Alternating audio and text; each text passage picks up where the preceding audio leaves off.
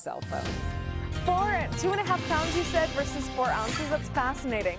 Now let's take a look outside because I find this fascinating as well. We have that ridge of high pressure still building, still trying to push everything up to the north. You see a couple little sprinkles just starting to pop up on the radar, but still heading into far northern California. Now with this ridge of high pressure, we're still dragging some moisture underneath. So that's why we're seeing those high thin clouds over the valley for yet another day.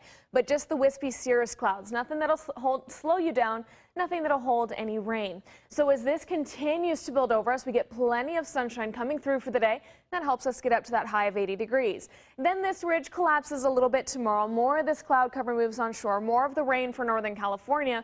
But again, don't see any of that rain for us tomorrow, just kind of a gloomy sky.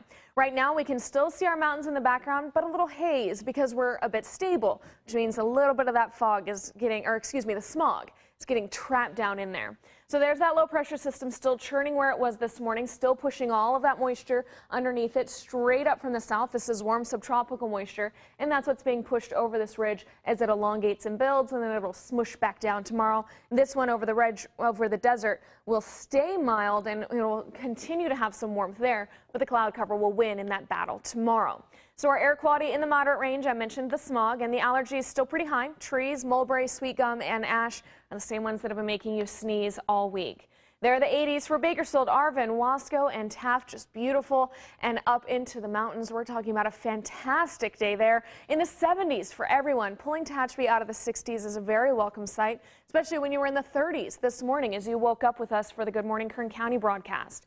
77 in Lake Isabella, awesome temperature, especially because those winds are calming down.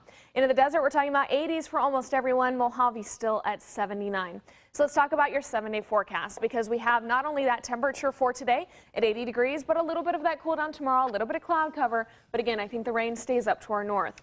On Friday, we stay at 72 degrees and the same for Saturday with the clouds clearing out of the way. Maybe a bit of a breeze those days, pushing the last of it off to the east. Then Saturday, Sunday, Monday, Tuesday, a very slow progression.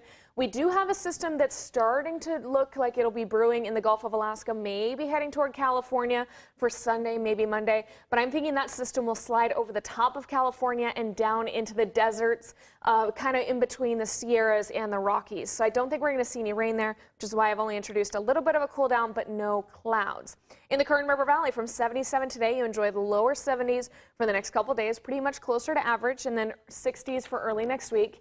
In the mountains, there's that roller coaster for you from 71 back down into those 60s. Again, we'll just leave that slight chance of rain out there. But this is going to be a lot like Easter. It looks like it's skipping us. It looks like it's skipping us.